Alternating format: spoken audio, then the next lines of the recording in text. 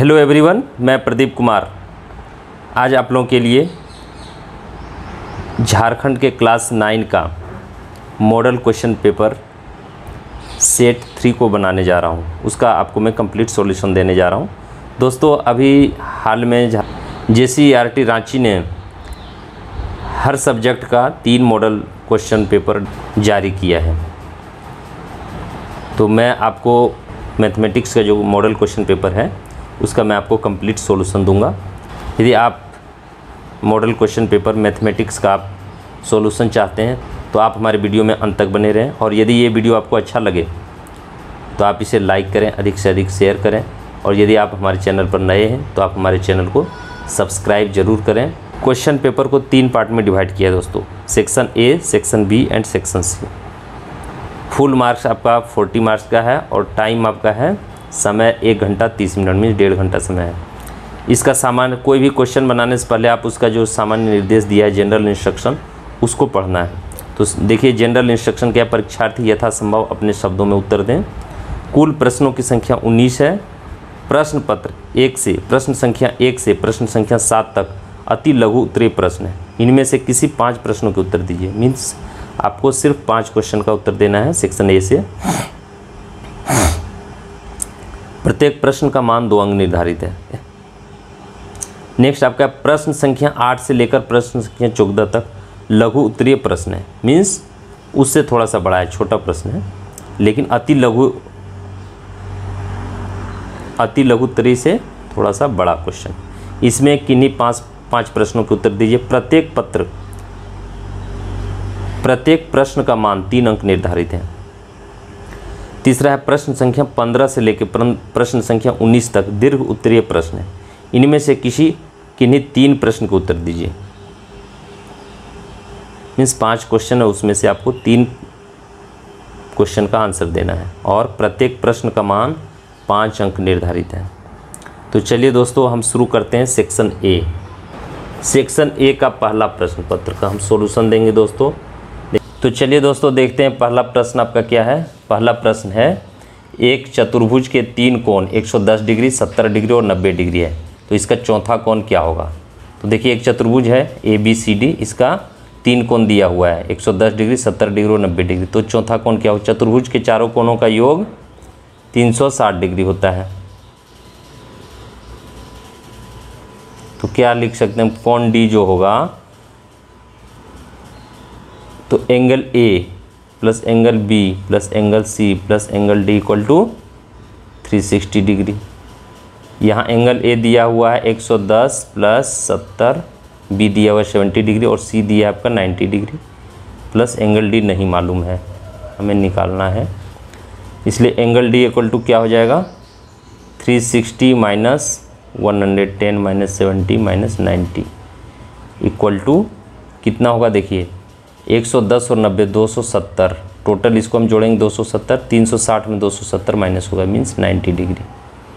तो angle D जो है आपका, एंगल D आपका 90 डिग्री होगा। यही हो गया आपका आंसर।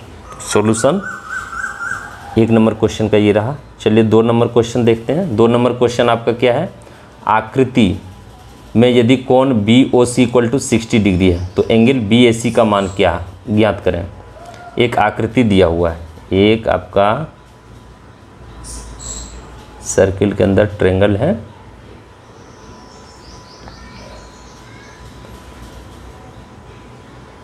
इसका सेंटर O है,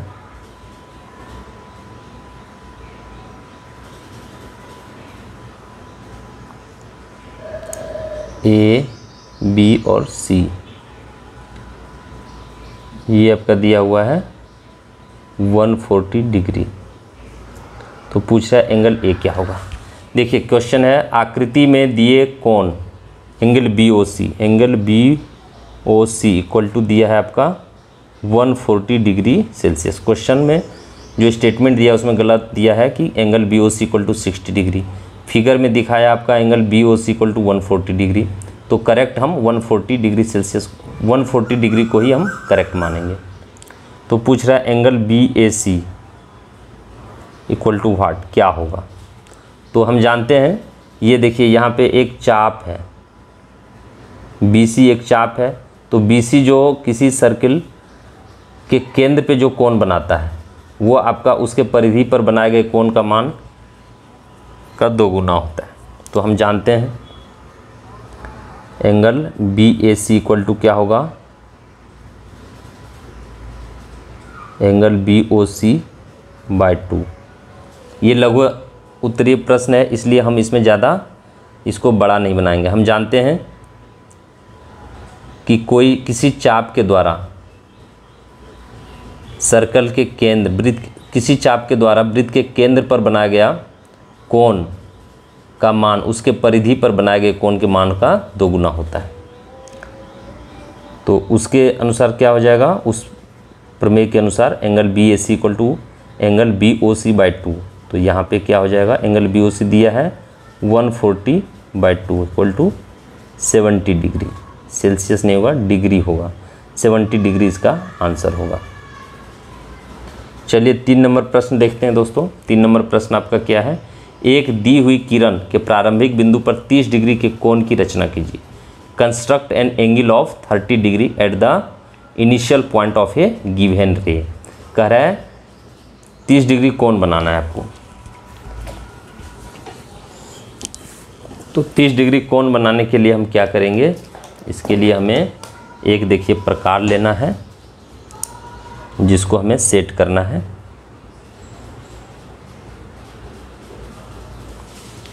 इसको हमने सेट कर लिया, देखिए इसको हमने प्रॉपरली सेट कर लिया है।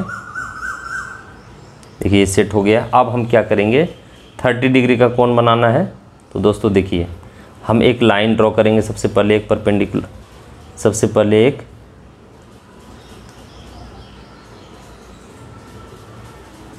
रेज बनाएंगे, इस तरह सीधी लाइन ड्रॉ करेंगे और इसका एक त्रिभुज का क्षेत्रफल ज्ञात की जिसकी क्या दिया, एक दी हुई किरण के प्रारंभिक बिंदु पर 30 डिग्री के कोण की रचना कीजिए। प्रारंभिक बिंदु पर ये एक 91 किरण है,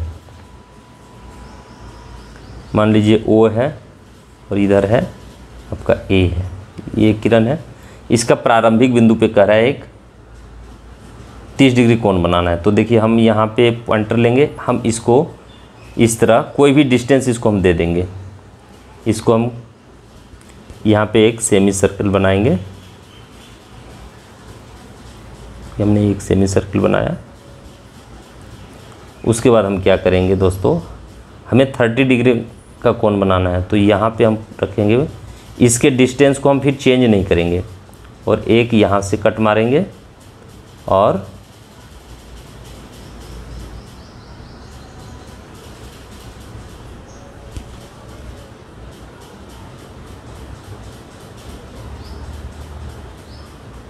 एक कट यहाँ मारेंगे।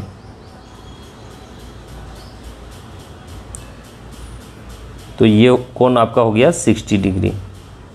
ये यहाँ से जो हम फर्स्ट कट मारते हैं यहाँ पे, देखिए यहाँ से यहाँ पे जो हम कट मारे, ये आपका हो गया 60 डिग्री।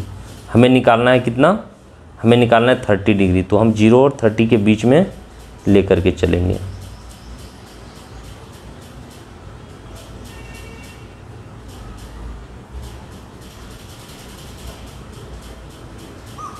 इस तरह से ये कोण आपका 30 डिग्री हो जाएगा। चलिए इसको हम ड्रॉ कर लेंगे। देखिए ये एंगल आपका हो जाएगा 60 डिग्री और इन दोनों के बीच में हमने ये निकाला। तो इस तरह से हम दोनों बिंदु को, जो प्रारंभिक बिंदु O है और इसका जो कट मार्क जहाँ पे आया, थोड़ा सा हम गैप रखेंगे ताकि ये लाइन जब खींचें तो बीच से जाए। तो चलिए देखिए ये हो गया आपका, ये हो गया 30 डिग्री और ये हो गया आपका 60 डिग्री। ये एंगल आपका 30 डिग्री हुआ। तो दोस्तों इस तरह से आप किसी भी एंगल को कंस्ट्रक्ट कर सकते हैं। चलिए नेक्स्ट क्वेश्चन देखते हैं। नेक्स्ट क्वेश्चन है आपका, एक त्रिभुज का क्षेत्रफल ज्ञात कीजिए जिसकी भुजाएं 18 cm और 10 सेंटीमीटर और 42 सेंटीमीटर है। Find the area of a triangle whose sides are 18 cm, 10 cm and 42 cm। चौथा नंबर प्रश्न है आपका, एक ट्रेंगल है ABC, इसका आपको साइड्स दिया हुआ है, कितना कितना दिया हुआ है, साइड्स दिया हुआ है 18, 10 एंड 42, 18 cm, 10 cm और 42 cm। तो आपको एक फॉर्मूला मालूम होगा, S इक्वल टू होता है S इन A plus b plus c by 2, means त्रिभुज का परिमिति बाई 2 होता है। तो त्रिभुज का परिमिति यहाँ कितना है, 18 प्लस 10 प्लस 42 बाई 2। इसको सॉल्व करेंगे, देखिए 42 और 18 आपका हो गया 60 और 10 70 बटे 2 इक्वल टू 35, जो कि देखिए इससे कम आ रहा है, 42 से कम आ रहा है। इट मीन्स ये जो मान दिया हुआ है 42 ये गलत मान है, ये आपका सही मान नहीं है। तो इसको हम सही करेंगे, ये यहाँ पे हम 22 मानते हैं, इसके जगह हम 42 के जगह 22 cm मानते हैं, क्योंकि जिसने भी क्वेश्चन बनाया है बाय मिस्टेक इस तरह हुआ है या अननेसेसरी का उन्होंने बना दिया है। तो इसको हम लिख सकते हैं क्या, S निकालेंगे, सही मान 42 को मान करके 18 प्लस 10 प्लस 22 मानते हैं बाय 2। तो इसका वैल्यू कितना आएगा, देखिए 20 और 20 40, 10 50 बटे 2 इक्वल टू 25। तो एरिया क्या होता है, एरिया ऑफ ट्रायंगल, त्रिभुज का क्षेत्रफल।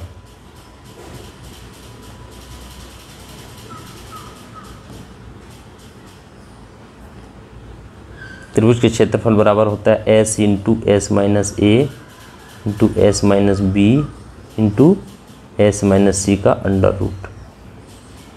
S का वैल्यू आपको कितना प्राप्त हुआ, 25 इंटू 25 माइनस 18, A मान लिया, ये A है आपका 18, B है 10 एंड C है आपका 22 cm into 25 bye minus 10 into 25 minus 22, इसका अंडर रूट होगा। तो देखिए इसका 25 इंटू यहाँ पे आपका कितना बचा, देखिए 7 इंटू यहाँ बच गया आपका 5, 15 बचा यहाँ पे इंटू यहाँ बचा आपका 3, इसका अंडर रूट होगा।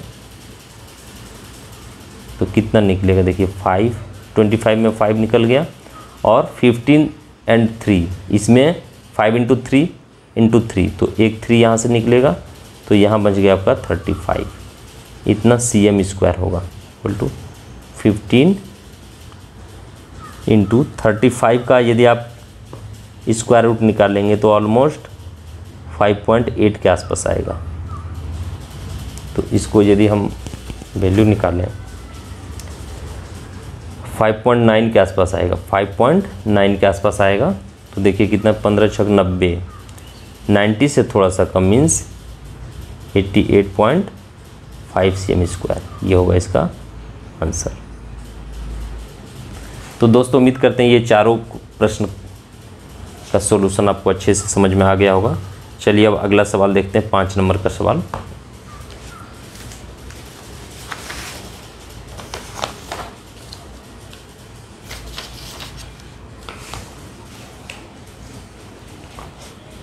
देखिए 5 नंबर का सवाल क्या कह रहा है, आंकड़ों 10, 7, 13, 20 और 15 का माध्य ज्ञात कीजिए।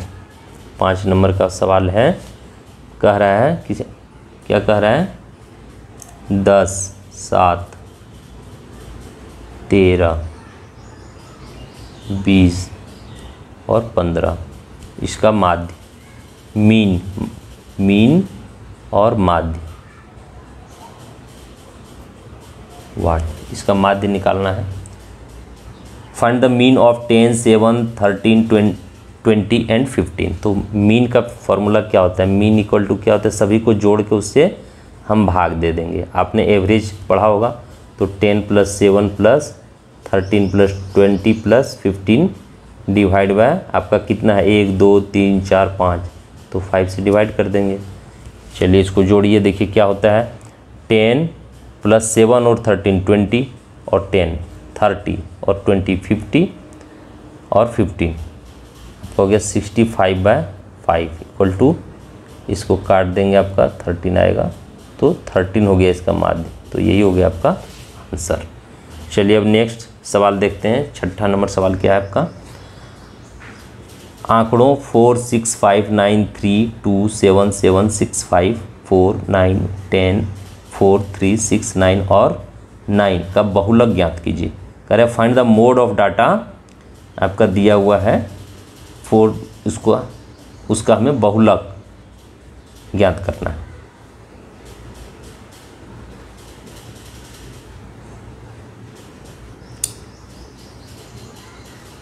देखिए क्या क्या डाटा दिया हुआ है आपका है 4 6, उसको हम लिखते हैं 4 6 5 9 3 2 7 7 6 5 4 9 6 5 4 9 10 4 3 6 10 4 3 6 एंड 6।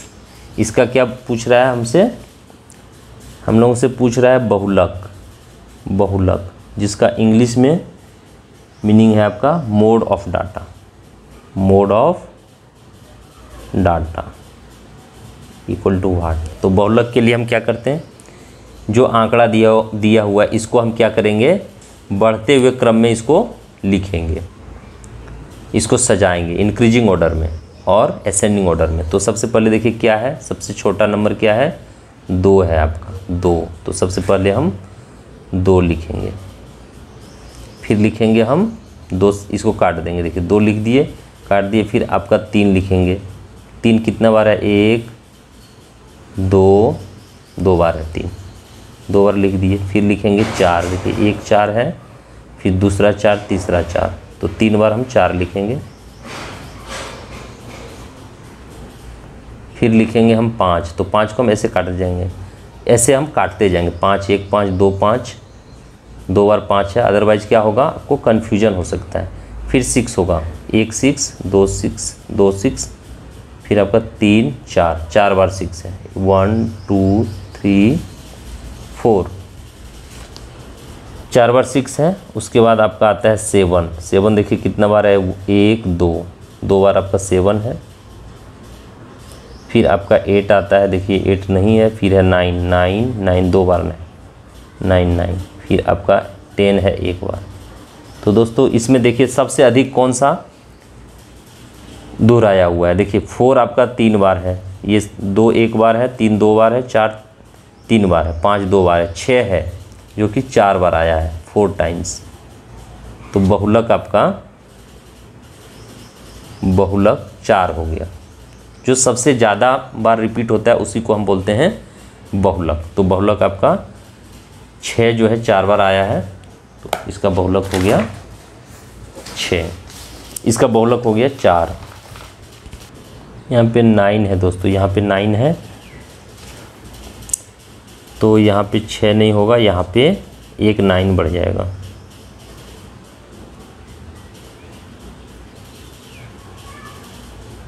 इसमें एक मिस्टेक हुआ है, यहाँ पे 9 था क्वेश्चन में, जिसको हमने